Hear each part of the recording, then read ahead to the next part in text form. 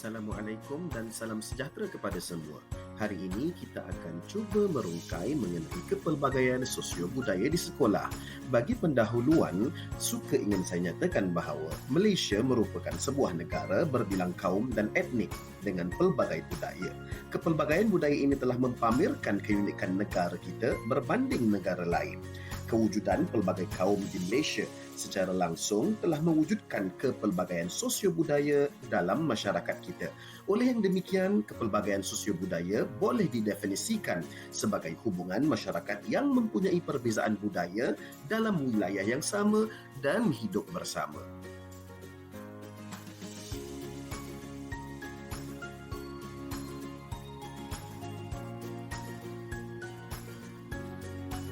Sekarang kita akan menganalisis kepelbagaian sosio-budaya di Sam Sungai Merapi.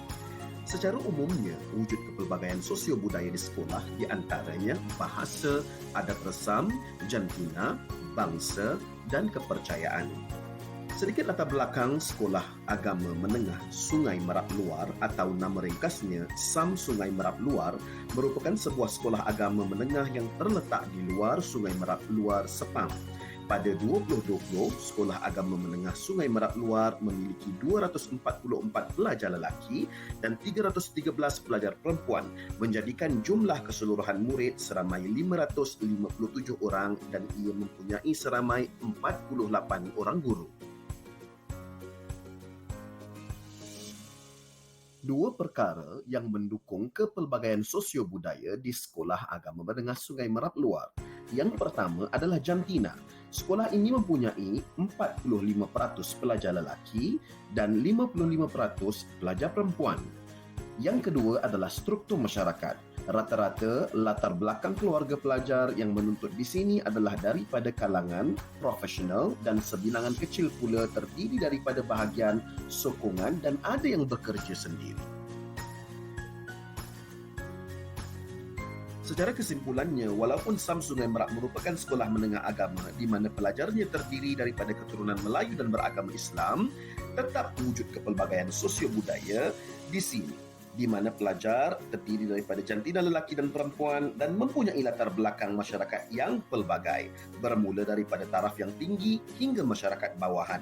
Dari segi pendidikan pula, pelajar-pelajar diberikan peluang yang sama rata untuk menimba ilmu dan para guru memberi layanan yang sama tanpa mengira latar belakang seseorang pelajar. Baik, sekarang kita akan lihat apakah implikasi sosio-budaya terhadap pendidikan.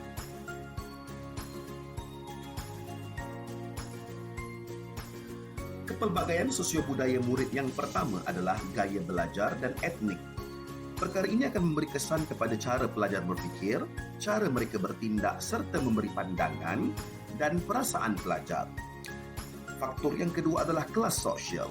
Pelajar tergolong dalam kalangan kelas sosial rendah, sederhana dan tinggi, boleh berlaku kepada pandang rendah. Faktor yang ketiga adalah tempat tinggal.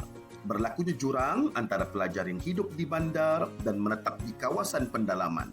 Dari sudut cara mereka berfikir, kematangan, kemahiran dan sebagainya. Faktor yang keempat adalah jantina. Pelajar perempuan lebih tekun dan teliti dalam melaksanakan kerja berbanding dengan pelajar lelaki. Sekarang kita akan lihat kepelbagaian sosio-budaya di sekolah. Pertama, sekolah berasrama penuh. Sekolah ini memberi peluang kepada pelajar cemerlang untuk mendapatkan pendidikan yang terbaik agar lebih berjaya dalam akademik. Yang kedua adalah sekolah pendidikan khas. Sekolah ini memberi peluang kepada pelajar istimewa untuk menggilap kemahiran hidup yang asas. Dan yang ketiga adalah sekolah jenis kebangsaan Cina atau sekolah jenis kebangsaan Tamil. Ini sekolah vernacular yang menekankan pendidikan bahasa Cina dan bahasa Tamil. Kepelbagaian sosio-budaya sekolah yang keempat adalah sekolah menengah teknik. Murid yang cenderung kepada bidang teknik dan vocational diberi peluang mengasah kemahiran mereka menjadi tenaga kerja yang mahir dan separuh mahir. Dan yang kelima adalah sekolah menengah kebangsaan agama, sekolah yang disediakan bagi mengukuhkan pendidikan Islam kepada murid sehingga mampu memupuk potensi dari segi minat, kreativiti syahsiah, kepimpinan, dan memberi peluang keluar negara. Dan yang terakhir adalah sekolah premier. Sekolah yang mempunyai unsur sejarah dan tradisi yang kukuh, merupakan sekolah kebangsaan negara kerana mengharumkan nama negara kerana kecemerlangan. Fokus yang seterusnya, kita akan lihat apakah implikasi kepelbagaian kurikulum. Kurikulum tersurat bermaksud perlakuan, perancangan dan tindakan menghubal, membina dan melaksanakan kurikulum yang tidak dinyatakan secara bertulis, tetapi berfungsi membina hati, akal dan jiwa pelajar supaya menjadi insan yang berguna dan dapat meneruskan tradisi hidup dan masyarakat. Kurikulum tersurat yang pertama adalah kurikulum asuhan dan didikan awal kanak-kanak berumur 0 hingga 4 tahun. Dasar asuhan dan didikan awal kanak-kanak kebangsaan ialah dasar yang komprehensif bagi memastikan perkembangan yang holistik bagi semua kanak-kanak dari lahir hingga 4 tahun. Ia menjadi asas kukuh kepada pembangunan potensi kanak-kanak berdasarkan acuan Malaysia. Dasar ini adalah pengukuh serta pelengkap kepada dasar pendidikan kebangsaan sedia ada. Kurikulum tersurat yang kedua adalah kurikulum standard prasekolah, iaitu berumur 4 hingga 6 tahun. Ianya adalah merangsang perkembangan kanak-kanak berumur 4 hingga 6 tahun dari sudut jeri dan menyediakan aktiviti-aktiviti yang menyeronokkan. Kurikulum tersurat yang ketiga adalah kurikulum standard sekolah rendah. KSSR adalah reka bentuk kurikulum berasaskan 6 tunjang iaitu komunikasi, kerohanian, sikap dan nilai, kemanusiaan, perkembangan fizikal dan estetika, sains dan teknologi serta keterampilan diri.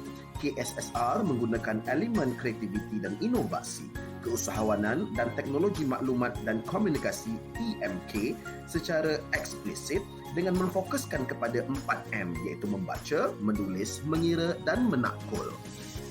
Kurikulum tersurat yang keempat adalah kurikulum standard sekolah menengah.